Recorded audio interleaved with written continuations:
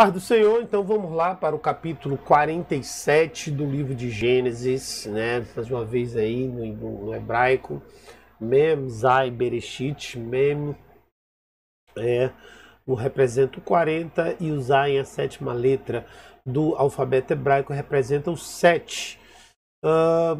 Vamos ler do versículo 1 ao 4, assim, então veio José e anunciou a Faraó e disse: meu pai, os meus irmãos e as suas ovelhas e suas vacas, com tudo que tem, são vindos da terra de Canaã. E eis que estão na terra de Gozen, e tomou uma parte de seus irmãos, a saber, 5 homens, e os pôs diante de Faraó. Então disse Faraó aos seus irmãos: qual é o vosso negócio? E eles disseram a Faraó: teus servos são pastores de ovelhas, tanto nós como nossos pais.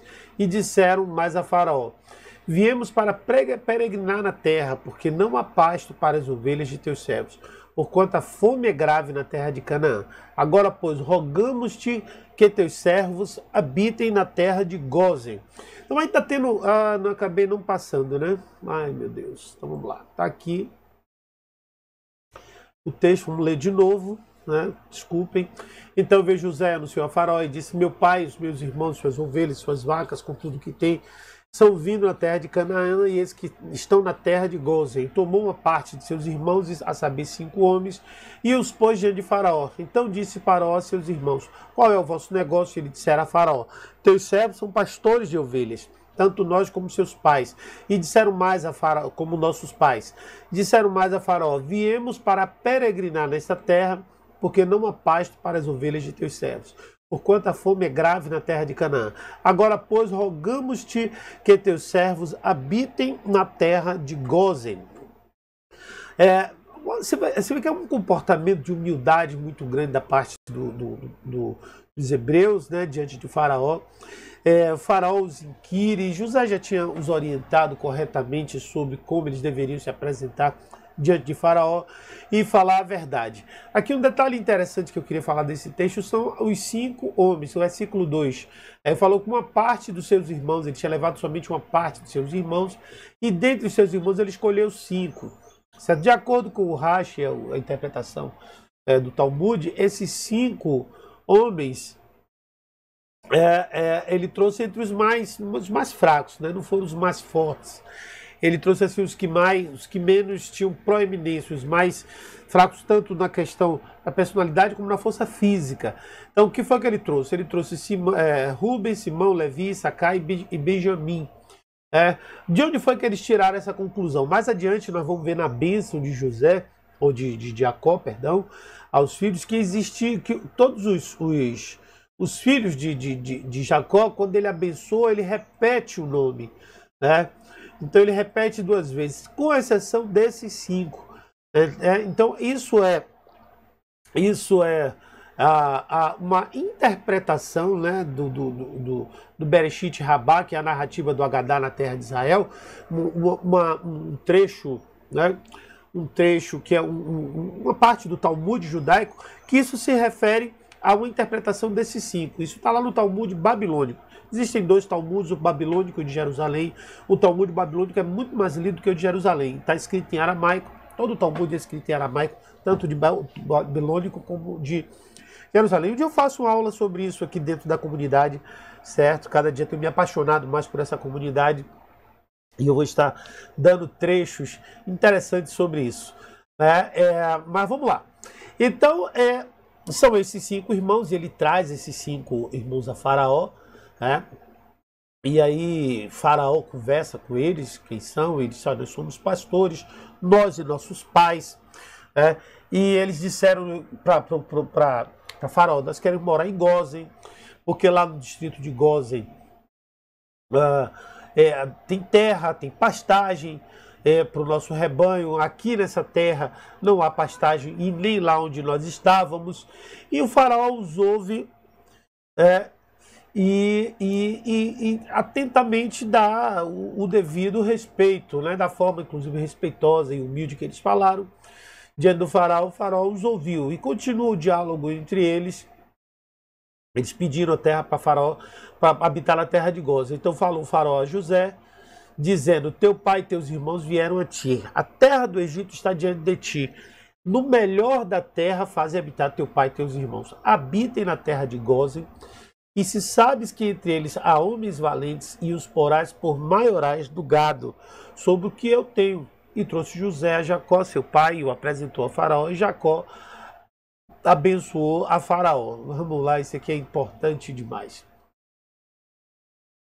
Vamos lá. A passagem seguinte que Faraó fala para José sobre seus pais, seus irmãos vieram até você. Então essa terra aqui está toda diante dos seus olhos. Escolhe a parte melhor da terra e coloca eles. José já sabia que era Gósen, certo? Até que ele se assenta no distrito de Gósen. E você vê lá entre vocês, lá, homens bons, valentes, para cuidar do nosso rebanho. Ou seja, Faraó já tinha uma confiança tão grande em José, que ele já acreditava que o povo todo do hebreu tinha essas capacidades, essas qualidades que José estava desenvolvendo, né? Que José já estava demonstrando para ele. E por isso já estava confiando o seu rebanho a José. E José trouxe o seu pai, Jacó, e apresentou a Faraó, e Jacó abençoou Faraó, né? Abençoou Faraó. Essa palavra no Rashi fala somente que era um cumprimento. Mas, se você pega isso e compara com o que a Bíblia utiliza em outras passagens, você vai ver que isso tem um significado mais profundo do que isso simplesmente. Mais maior, mais profundo. A interpretação disso é mais profunda, né? A interpretação disso é mais visceral, vamos dizer assim. Eu gosto de usar essa palavra, né? Porque há um significado na bênção. A bênção, ela só pode ser dada por quem tem autoridade para abençoar. Para quem tem autoridade para abençoar. Veja só, Hebreus capítulo 7, versículo 7 diz assim, ó, que o menor é abençoado pelo maior. Ou algumas outras versões trazem que o maior abençoa o menor. O que acontece? Qual é a revelação profunda que há nisso aqui? Que Jacó era maior do que o Faraó. Israel era maior do que Faraó. Porque se Faraó era o príncipe, o rei do Egito, lembrar que Jacó era o príncipe de Deus, né? E por isso no texto traz aqui que Jacó abençoa Faraó. Porque não seria o lógico. Seria o fora do lógico, né? Estaria fora da lógica Jacó abençoar o Faraó. Mas esse é o entendimento bíblico, de que o maior abençoa o menor. Por isso que o pai abençoa o filho. Por isso que o Deus abençoou o homem, e assim por diante. E aqui também Jacó abençoou Faraó. Falou bem de Faraó, o significado da bênção é essa. E Faraó disse a Jacó, quantos são os dias dos anos da tua vida? E Jacó disse a Faraó, os dias dos anos das minhas peregrinações são 130 anos. Poucos e maus foram os dias dos anos da minha vida, e não chegaram os dias dos anos da minha vida de meus pais e no dia das suas peregrinações. E Jacó abençoou de novo Faraó e saiu da sua presença. Mais uma vez aqui nós vemos a repetição dessa palavra. E aqui a preocupação do Faraó era com a idade de Jacó, pela experiência e também pela força física. Na verdade, Jacó fala que era dias como peregrino, durante todos os meus dias tem sido estrangeiro sobre a terra, então ele reconhecia a sua temporaneidade, ou seja, isso é importante a gente entender, que o homem ele é temporâneo, ele não é eterno. Então ele fala sobre a minha passagem, ele sabia que tinha um lugar para ir. E mais uma vez Jacó abençoou. Nesse caso Jacó tinha tinha essa premissa de ser príncipe de Deus. E Faraó entendia isso de uma forma espiritual também, né? Não era um entendimento normal da parte de Faraó, mas ele tinha acabou recebendo essa bênção, vamos dizer assim, né? Vamos continuar aqui. Aí o versículo 11 diz: E José fez habitar seu pai e seus irmãos dele possessão na terra do Egito, no melhor da terra, na terra de Ramsés, como o Faraó ordenara. E José sustentou de pão seu pai, seus irmãos e toda a casa de seu pai, segundo suas famílias. E não havia pão em toda a terra, porque a fome era muito grave, de modo que a terra do Egito e a terra de Canaã desfaleciam por causa da fome. Então José recolheu todo o dinheiro que se achou na terra do Egito, na terra de Canaã, pelo trigo que compravam. E José trouxe o dinheiro para a casa de Faraó. Mais uma vez aí, José tinha uma responsabilidade gigantesca. E ele manteve, né, sustentando o seu pai com pão de acordo com as necessidades deles. E o texto lá no hebraico, nessa parte final, no versículo 12, diz: de acordo com as crianças. Era assim, apesar de que Jacó era pai de José, mas José sustentava o pai como o pai sustenta os seus filhos. É uma espécie de retribuição a todo o favor que foi feito na vida do pai. E não havia pão, não havia mais nada lá na terra de Mitzraim, no Egito, ou seja, tudo havia acabado. Havia uma fome, na verdade, muito grande naquela terra. Havia uma necessidade muito grande e José, ele recolhia todo o pagamento, né, pelo alimento das pessoas, e ele trouxe esse dinheiro para a casa do faraó. Então ele guardou. As pessoas estavam pagando já em dinheiro o alimento, porque a terra já não produzia alimento, já não produzia. E teve um momento que acabou o dinheiro na terra, a gente vai ver aqui agora. Ou seja, enquanto eles tinham dinheiro para pagar, então eles estavam pagando. E aí o que acontece? Acabando-se pôs o dinheiro na terra e na terra de Canaã, vieram todos os egípcios a José dizendo: dá-nos pão, porque morreremos em sua presença, por quanto dinheiro nos falta. E José daí disse: dai o vosso gado e vos darei o vosso gado. Dai vosso gado e vos darei por vosso gado, se falta o dinheiro.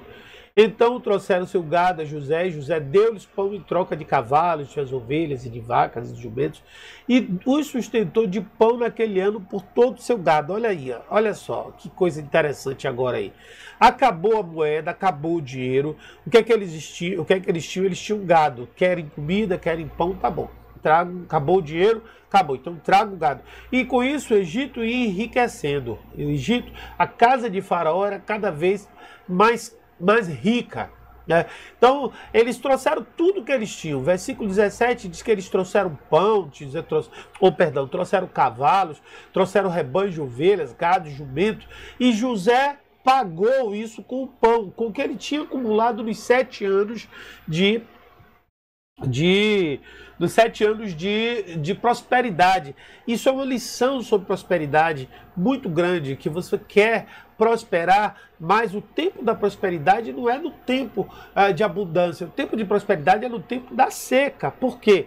No tempo de abundância é tempo de você se organizar, de você guardar, porque no tempo da seca vai faltar. E aquelas pessoas para quem faltar, se você utilizou da sabedoria no tempo da abundância, você vai enriquecer, né? Então isso é uma lição de prosperidade fundamental.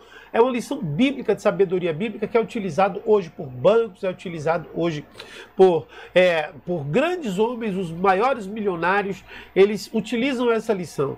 Aí as pessoas às vezes não entendem como a Bíblia tem sabedoria muito rica. E essa é uma sabedoria bíblica que a gente não pode abandonar, deixar de lado. É por isso que as pessoas falam que crise é tempo de oportunidade. Aí está o exemplo bíblico de que isso é verdadeiro. Que você tome isso para a sua vida como lição. Você que está me ouvindo, está aprendendo essa lição aqui hoje. Vamos continuar a leitura, porque é um momento assim de um profundo enriquecimento de sabedoria que a gente está passando aqui agora. E acabado aquele ano, vieram a ele no 2º ano e disseram-lhe: não ocultaremos ao meu senhor que o dinheiro acabou. E o meu senhor possuía demais, e nenhuma outra coisa ficou diante do meu senhor, senão o nosso corpo e a nossa terra. Por que morreremos diante dos teus olhos, tanto nós quanto a nossa terra? compra-nos a nós a nossa terra por pão, e nós e a nossa terra seremos servos de Faraó. E dá-nos a semente para que vivamos e não morremos, e a terra desole. Mais uma vez aí, olha aí, a atitude de José, naquela época de sabedoria, de poupar, promoveu uma grande riqueza. Agora os homens já não tinham mais dinheiro, a terra do Egito já não tinha mais dinheiro, já não tinha mais animais. O que eles tinham? A própria terra. Chegou o fim do ano e eles não tinham mais reservas de animais, eles não tinham mais nada, certo? Além de si mesmos, né? Além de si mesmos. O que foi que eles fizeram? Venderam a própria terra, né? Venderam a própria terra. Trocaram a terra por comida. Trocaram a terra por comida. E dessa forma, o versículo 20 diz assim, olha só o que aqui diz o versículo 20. Faraó era rei, mas não era o dono, né? Então o rei é o que governa, o dono, ele passa a ser a partir daí. Olha só o que aqui diz o texto. Diz assim, perdão. Assim José comprou toda a terra do Egito para Faraó, porque os egípcios venderam cada um campo por quanto a fome prevaleceu sobre eles.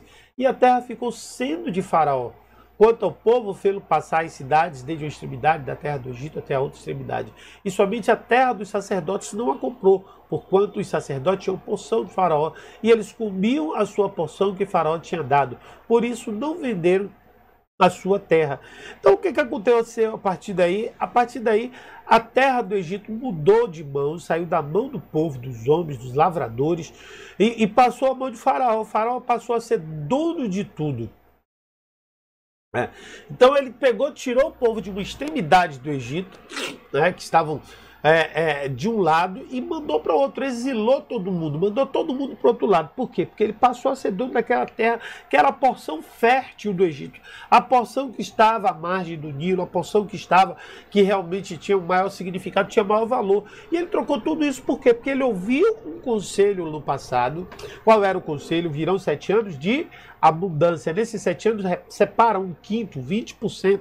Você está vendo aí que lição importante? 20% que você ganhar, separa, deixa guardado. Por quê? Porque no tempo da escassez, esse recurso, ele vai servir para o seu enriquecimento. E aí o que acontece? Ele não tinha ideia, José já tinha ideia do futuro, e é importante vocês entenderem, gente, que o mundo é cíclico. Se você analisar, toda vez que tem um tempo de abundância, tem um tempo de escassez logo depois. Se você no tempo de abundância sabe acumular, no tempo da escassez você vai ter para enriquecer. E aqui foi o que aconteceu. O único lugar que ele não comprou do Egito, que o faraó não comprou, foi a terra dos sacerdotes, porque os sacerdotes eram sustentados pelo próprio faraó, né? E era o próprio faraó que sustentava os sacerdotes, né? Sempre os sacerdotes, eles são mantidos pelo rei, né? São mantidos pelo povo. Isso é uma importância, a gente entender isso, que existe tanta dificuldade às vezes para aceitar. Eu vejo tantas pessoas ainda questionando o fato de pastores serem sustentados pela igreja, serem mantidos com terras, com certa abundância, mas eu não vou entrar nesse detalhe não, aqui, porque há muitas interpretações, né? Vamos lá. Vamos passar adiante, que diz assim: então disse José ao povo: eis que hoje tenho comprado de vós a vossa terra para Faraó. Eis que tenho semente para vós, para que semeis a terra. Há de ser, porém, que das colheitas darei o quinto a Faraó. E as 4 partes serão vossas, para a semente do campo e para o vosso mantimento, dos que então as vossas casas, e para que comam os vossos filhos. Olha aí, mais uma importância, um ensino forte da palavra de Deus. Então ele adquiriu tudo, mas ele não tomou. Ele disse: vocês vão poder continuar cuidando do campo. Só que vocês vão pagar um tributo por isso, né? Quando vocês produzirem grãos, uma parte, um quinto disso será para Faraó. Uma parte desse dinheiro, desse recurso, você vai mandar para Faraó. Ele falou em um quinto, 20%, sempre trabalhando com esse número, versículo 24. Ou seja, a quinta parte será de Faraó, as outras quarta parte serão de vocês. A semente de grão, dos campos, alimento de vocês, de suas casas e suas crianças. Há uma certa forma aí também É importante, uma das coisas que eu falo, que eu ensino para os meus discípulos, né, para as minhas ovelhas, sobre dízimo e oferta, é que o dízimo, ele antes de mais nada, ele produz prosperidade porque ele produz organização financeira. Se você se organiza a ponto de separar 10% para entregar na casa do Senhor, você vai entender, você vai compreender que aquele dinheiro dali você precisa guardar. E isso vai te disciplinando a gastar menos, gastar menos, gastar menos, começar a viver com o que tem. Essa lição é uma lição bíblica. Aqui José chega para o povo e diz, olha, tudo aqui é nosso agora, mas as sementes de grãos estão aqui, ó, nós vamos dar semente para vocês. As terras são nossas. As sementes nós vamos dar para vocês. Vocês vão plantar e vocês vão colher. Porém, tudo que vocês colherem, vocês vão dar para a casa de Faraó. E as outras 4 partes são suas. Então, se você colhe 100 grãos, 100 quilos de feijão, certo? 20 quilos você deve doar para a casa, ou devolver, pagar. Era um tributo, né? Para Faraó, e as outras 4 partes pertence a ele. É justo? Não é justo? A visão bíblica, claramente existe uma justiça nisso daí, né? Porque isso foi fruto e resultado da sabedoria que Deus deu a José e que Faraó absorveu. Versículo 25 a 28. E disseram, a vida nos tem dado, achemos graça aos olhos do meu Senhor, e seremos servos de Faraó. José, pois, estabeleceu isto por estatuto até o dia de hoje, sobre a terra do Egito, que Faraó tirasse o quinto. Só a terra dos sacerdotes não ficou sendo de Faraó. Assim, habitou Israel na terra do Egito, na terra de Gósen, e dela tomaram possessão, e frutificaram e multiplicaram-se muito. E Jacó viveu na terra do Egito 17 anos, de sorte que nos dias de Jacó, os anos de sua vida foram de 147. Aqui agora já está caminhando já para o final da passagem. Observe que já está falando aqui de Jacó, da idade de Jacó, que ele já viveu ali os 147 anos, aquilo foi dado como um decreto legal por José, foi colocado ali uma lei sobre isso, que quando fala estatuto perpétuo até o dia de hoje, é que não pode ser revogado. O decreto é algo que não pode ser revogado, o estatuto que não pode ser desfeito. Estatuto, decreto em português, no hebraico, está a palavra decreto, mas ela mais bem traduzida seria estatuto, porque decreto tem um sentido diferente lá para os hebreus, para os judeus, no hebraico, do decreto para a gente. Decreto é uma lei menor, estatuto é uma lei maior que abarca, né? E aqui o povo se estabeleceu no distrito de Gósen, né? E o povo judeu, e lá eles adquiriram propriedades também, eles eram férteis e sua população aumentou muito, cresceu muito, né? E aqui agora vamos ler a parte final já tá terminando, mas eu ainda não passei essa parte aqui, vamos ver aqui. Então aqui Jacó, ele... deixa eu ver se está certo. Não, está errado. Vamos ver aqui.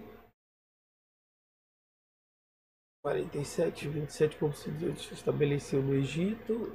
Eu não li aqui ainda, tem que abrir aqui. Uma partezinha final. Aqui ainda que eu tenho que trazer o estudo para vocês, né? Deixa eu ver aqui. 47.